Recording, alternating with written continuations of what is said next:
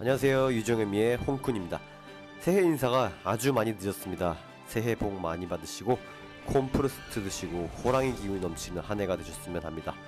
오늘은 어디를 방문하거나 사케를 마신 것은 아니고 어느 구독자님의 리퀘스트에 따라 강의 비스무리하게 준비했습니다. 최대한 알기 쉽게 재밌게 해보도록 노력했고요. 먼저 타이틀은 라벨 읽는 법입니다. 그 중에서도 만드는 기법적인 것만 다뤄볼까 해요. 지금까지 작업해왔던 영상들에도 사실 조금씩 정보들은 들어있지만 오늘은 지금까지 다루지 않았던 라벨 정보까지 총정리해보겠습니다. 솔직히 이 라벨만 이해해도 그 사케의 맛을 어느 정도는 알 수 있어요. 준마이 다이긴조, 준마이 혼조조 이런건 좀 오글거리지만 두 번째 영상 정미율, 주조, 호정미, 사케가 만들어지는 과정에 나름 자세히 나와 있고요. 그 다음 간단한 설명은 학창시절에 잘나간 애들이 자주 사용했던 말, 너 끝나고 남아 할 때 그 남아, 우리나라 말론 생막걸리, 뭐 생맥주, 생식 할 때 그 생 살아있다는 거죠. 원래 사케는 기본 한 번이나 두 번의 열 처리를 거치게 됩니다. 불로 겁나 끓여서 사케를 증발시킬 정도의 열 처리가 아니라 60도 되는 그 물 안에 호스를 연결해 사케들을 흘려보내면 그 주변 열기로 인해 사케 안의 잡균들을 죽이는 작업입니다. 호스를 연결 안하고 병 안에 가둔 채로 중탕시켜서 열 처리를 하는 걸 빈칸 히이레. 아무래도 병에 가두고 열 처리를 하다 보니까 잡균들은 죽어도 본연의 맛이 나름 살아있다고 하네요. 근데 열 처리를 안 하면 유산균과 더불어 이런저런 균들이 살아서 장까지 갈 정도예요. 헬리코박터 프로젝트 나마자케라고도 하는데 나마자케만의 유산균 맛이 있어요. 마치 생맥주와 생막걸리처럼 대체적으로 달달한 게 많고요. 상미기간이 짧은 게 단점입니다. 그리고 향도 좋아서 아트캉으로는 안 씁니다. 그 다음 원주. 원래 술이라는 한자예요. 사케는 제조 과정에서 도수를 맞추기 위해 물을 섞습니다. 대체적으로 14도에서 16도에 달하는 그 알코올 도수를 맞춰서 납품하죠. 물을 안 섞어서 만들기도 하는데 이걸 바로 원주라고 합니다. 근데 간혹 가다가 원주인데 도수가 13, 14도처럼 낮은 경우가 있어요. 이런 건 물은 섞진 않았지만 발효하는 과정에서 낮은 온도에 저장 후에 발효를 멈추게 하는 것이죠. 그렇게 되면 발효가 멈춰지니 도수는 낮은 상태로 출하되는 것입니다. 빙온 저장이란 말도 생소하실 텐데 그 일반 액체가 얼기 시작하는 그 0도에서 마이너스 5도 정도의 온도에서 그 짜내기를 끝낸 생사케를 저장했다가 이어서 작업 후에 출하하는 방식으로 이 농후하고 녹진한 단맛 그리고 숙성미가 매력적인 게 특징입니다. 그 다음은 무로카, 한국어로는 무여가라고 하고요. 여가를 하지 않았다는 겁니다. 사케는 발효 과정에서 거품이 생겨요. 탄산인데 막걸리만 봐도 생성 과정에서 심하게 거품이 올라오잖아요.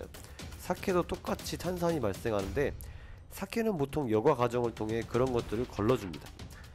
근데 거르지 않게 되면 그 탄산감이 남은 채로 출하가 되는데 그래서 무여가라고 하면 탄산감이 높은 것들이 많습니다. 그리고 왜 그런지 자세히는 모르겠지만 무여가 하면 남아도 따라오고 원주도 따라옵니다. 그래서 무로카 나마겐슈 라고도 하는데요. 제 생각인데 무여과의 탄산감에 열 처리가 가미되면 아무래도 기포들에게 그 좋은 결과가 나오지 않을 것 같아서 그런 것 같네요.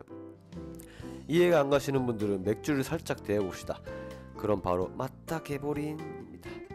그 다음은 카라구찌는 드라이함, 아마구찌는 달달함. 이런 건 기본이고요. 키모토 야마하이, 이건 진짜 중급자 이상부터 관심있게 들으실 것 같네요. 저도 이거 이해하는데 시간이 좀 걸렸어서 이걸 설명하기 위해서는 먼저 찐쌀과 누룩과 물을 합치는 제조 과정부터 뛰어 들어가는데요. 호랑이가 연초까지는 아닌데 전담 피우던 시절에는 이 물과 찐쌀과 누룩을 사람이 직접 이 긴 막대기로 휘휘 저었어요. 유산균을 얻기 위함이고요. 이 작업을 야마오로시라고 합니다. 이렇게 만들어지는 과정을 키모토라고 하고요. 야마오로시의 단점은 딱 들어도 아시겠지만 이 사람의 노동력이 굉장했어요. 그래서 이렇게 효율적이지 못한 노가다는 때려치자 해서 나온 말이 야마오로시 하이시라는 일본어로 이 야마오로시 폐지라는 뜻입니다. 거기에서 야마와 폐를 따서 야마하이라는 발음이 됐고요. 이렇게 야마오로시를 하지 않고 자연적으로 유산균을 추출해내는 것이 야마하이 모토. 이 두 가지는 크게는 같은 의미의 자연적으로 유산균을 추출하는 자연계입니다. 근데 기술이 발달하면서 사람들이 머리를 쓰게 되고 편리성이 추구됨에 따라 속양계라는 기법이 사용되고 현재 사케가 만들어지는 태반이 이 기법입니다. 빠를 속에 양주할 양, 빠르게 양주하는 거죠. 그 유산균은 다른 곳에서 배양에 직접 섞습니다. 자연계가 한 달 걸려서 만들 거를 속성으로 해서 2주 만에 끝냅니다. 엄청나죠? 기법적으로는 이런 차이가 있고 요즘에는 키모토 계열이 찾기 힘들기 때문에 맛적인 포인트를 얘기하자면 나마자케랑 비슷해서 유산균 맛이 좀 있어요. 이렇게 나마자케나 키모토, 야마하이 기법으로 만들어진 사케는 마요네즈가 들어간 안주와 잘 어울립니다. 유산균이 기름기 있는 음식의 느끼함을 잡아줍니다. 이외에 니고리슈는 탁주로 막걸리와 거의 비슷하다고 보면 돼요. 막걸리를 미세하게 거르면 청주가 되는 거지만 일본 사케는 재료나 디테일한 과정이 너무 많이 다르기 때문에 그렇게 우리나라의 막걸리로 걸러 만든 걸 일본의 니온슈라고 부르기는 힘들 듯 하네요. 이어지는 단어가 몇 개 있는데 오리비키.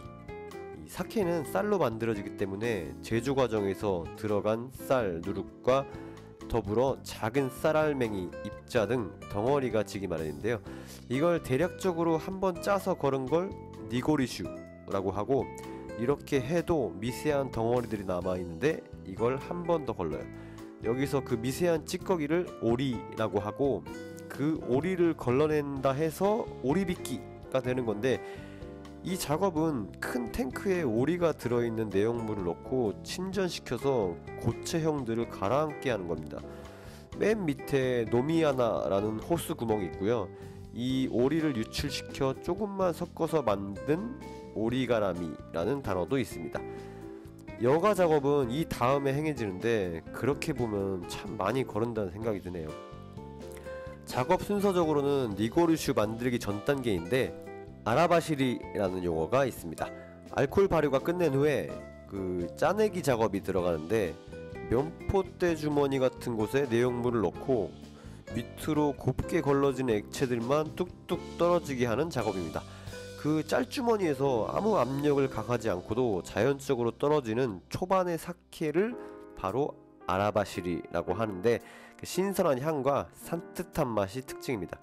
그 다음 그 시간차에 떨어지는 사케가 나카토리 혹은 나카구미라고 하는데 여기가 제일 맛의 밸런스 좋고 안정돼서 높은 평가를 받는 사케에 많이 출품된다고 하네요. 마지막으로 남은 찌꺼기를 압력을 가해 쭉 짜냅니다. 세메라고 하는데 알코올 도수가 제일 높고 찌꺼기를 쥐어 짜니 잡내가 많이 남아서 질은 좀 떨어지는 편이라네요. 이것들만 아셔도 어디 가서 사케 좀 마신다고 어깨 으쓱으쓱 하실 수 있을 겁니다. 추가로 많이는 안 보이지만 그 라벨에 BY하고 옆에 숫자가 써 있는 경우도 있는데 그 숫자는 그 헤이세이라는 그 일본의 국력 표기명이에요. 근데 많이 들어보신 뭐 에도 등과 같이 천황의 세력 기간에 의한 연도 계산 호칭이죠. 그 BY는 양존 연도를 의미합니다. 예를 들어서 BY29라고 써 있으면 헤이세이 시대 29년 그 7월 1일부터 헤이세이 시대 30년 그 다음에죠. 6월 30일 사이에 만들어진 술이라는 뜻으로 크게는 와인의 빈티지 표기법이랑 비슷하다고 보시면 되는데 요즘에는 서기 연도로도 많이 표기되고 한국에 유통되는 것들은 깔끔하게 제조연도 해놓고 와인처럼 연도만 써놓는 라벨도 쉽게 볼 수 있어요. 많이 공부가 되셨나요? 요즘 진짜 바빠서 여러분들의 관심과 사랑이 아니면 영상 제작이 좀 힘들어요. 구독과 좋아요 눌러주시면 너무 감사하고요. 주변에 사케 관심 많으신 분들한테도 추천해서 같이 사케 공부했으면 합니다. 그럼 저는 이만 물러갑니다. 2022년도 잘 부탁드립니다. 퓨